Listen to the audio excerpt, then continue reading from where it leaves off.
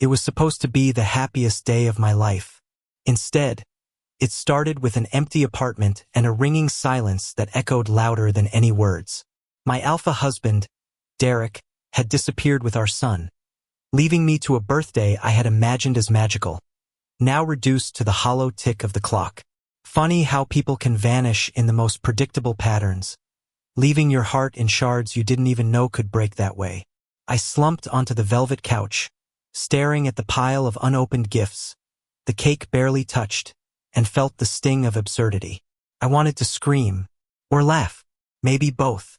Somewhere in me, I knew Derek's absence wasn't about forgetting, it was a statement, and I was its unwilling recipient. Then came the knock. I hesitated, fingers lingering on the door handle, half expecting it to be another friend too polite to know my marriage was already failing. But when I opened it, I wasn't greeted by a familiar face. Instead, a man stood there, radiating quiet confidence. His hair was dark, slightly tousled, and his suit hinted at wealth without screaming it. His eyes, deep brown and unervingly perceptive, held a warmth that made me want to confide in him immediately, even though I barely knew his name. "I'm Nathan," he said softly, almost apologetically. "I heard someone needed company on a day like today." It was ridiculous. I didn't know him, yet something about the way he said it, gentle and deliberate, made me feel like he already understood the weight pressing down on me. And, against every logical warning, I let him in. We sat in the living room, the city skyline visible through the tall windows, painted in shades of gold and rose by the afternoon sun. Nathan didn't ask intrusive questions, didn't push. He poured tea, handed me a slice of my lonely birthday cake, and offered his presence like a lifeline. And just like that, the room felt less like a tomb and more like a space where something fragile could breathe. "You don't have to pretend," Nathan murmured, finally breaking the quiet. "I can see it in your eyes. He left and it hurt, but you don't have to face it alone." His words were like a mirror to my pain, reflecting the betrayal Derek had carved into my life, but also shining with unexpected empathy. I wanted to argue, to say I didn't need him, yet the warmth in his hand as it brushed against mine made my defenses crumble. "I didn't think anyone would notice," I admitted, voice barely above a whisper. "They just left. My own family." Nathan leaned closer, his presence intoxicating, and for a moment, the city outside disappeared. The clock ticked somewhere, irrelevant, as if the world had paused to witness this improbable comfort. His hand found mine fully this time, fingers lacing, thumb brushing softly against the back of my hand. The gesture was simple, almost mundane, yet it carried a weight that shook me to the core. "You're not invisible," he said, eyes locking with mine, unwavering. "Not to me." I laughed nervously, half to mask the trembling in my chest, half because it was absurdly, ridiculously romantic. Here I was, abandoned on my birthday, and this stranger, this Nathan, had managed to turn the day on its head with nothing more than attention and care. My heart, a fortress that had been battered and bruised, felt cracks forming again, not from hurt, but from hope. The sun dipped lower, casting long shadows across the apartment.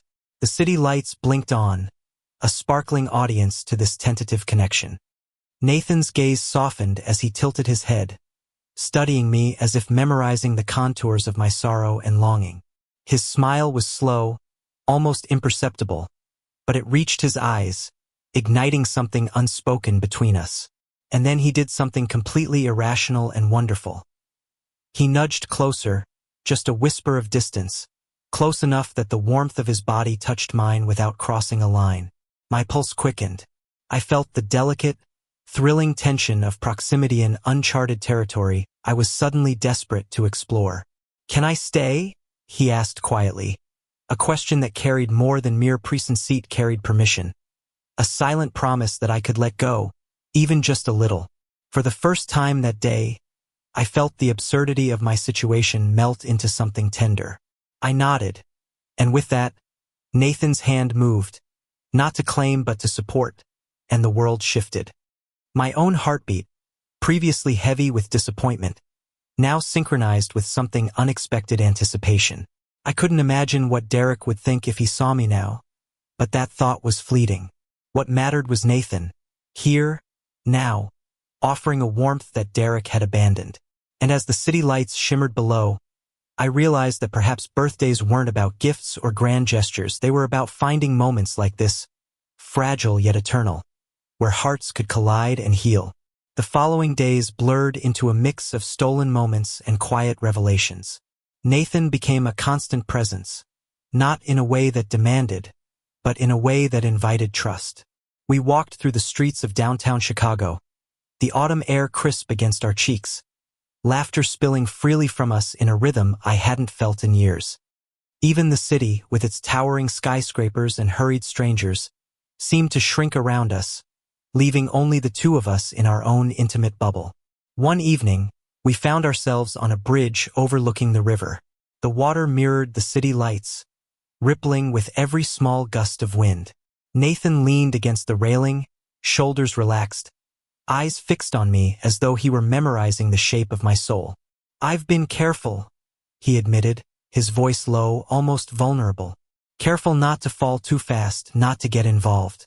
But then I saw you, and everything changed." I felt a lump in my throat, a mix of longing and disbelief. No one had ever spoken to me like that, as if my emotions mattered, as if my heart was worthy of protection and reverence. I started, then faltered. My thoughts went to Derek, to the empty promises, to the day my own son had left with him without a backward glance. Pain still lingered like a shadow, but Nathan's presence was a light I couldn't ignore. He stepped closer, brushing a strand of hair from my face with a tenderness that made my pulse race. "I don't want to replace anyone," he whispered, "but I want to be someone who makes you feel alive again, even if just for a moment." And in that moment, I felt the last of my walls crumble. I let him hold me, the cityscape around us a blurred witness to something raw and unspoken. My head rested against his chest, and I could hear the steady rhythm of his heartbeat, a sound more reassuring than any word could ever be. Days turned into weeks, and the bond between us deepened. Nathan introduced me to his a world of sleek offices, bustling meetings, and quiet dinners where conversation flowed like music. Yet it was never overwhelming. He was careful, always attentive, always aware of my boundaries. Every glance, every touch carried a subtle intimacy, the kind that made my chest tighten and my heart open simultaneously. One night, he took me to a rooftop garden above his apartment building. The stars were out in full force, the city lights shimmering below like fireflies trapped in glass. Nathan reached for my hand, fingers intertwining, and I didn't resist. "I've been thinking about this," he said softly. "About us. About how something so unexpected could feel so inevitable." I laughed quietly, incredulous. "I didn't expect anything," I admitted. "I barely expected to survive my own birthday without crying." His grin was slow, teasing, but his eyes were solemn. "And yet, here we are. I can't promise the world, but I can promise that I'll choose you. Every day if you let me." Tears pricked my eyes, not of sorrow, but of release.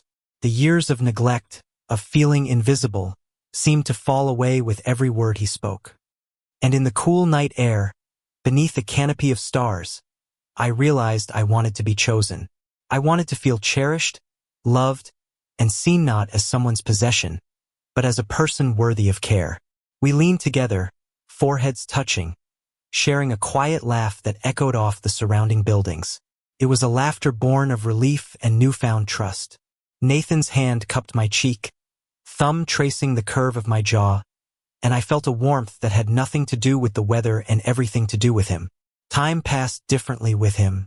Ordinary moments, coffee in the morning, long drives with music blasting, late-night walks in the park were infused with a magic I hadn't known existed. Derek became a distant memory, a shadow that no longer dictated the contours of my life. My son remained a soft ache in the corner of my heart, but even that was tempered by Nathan's gentle support, his unwavering patience as I navigated the complicated layers of my past.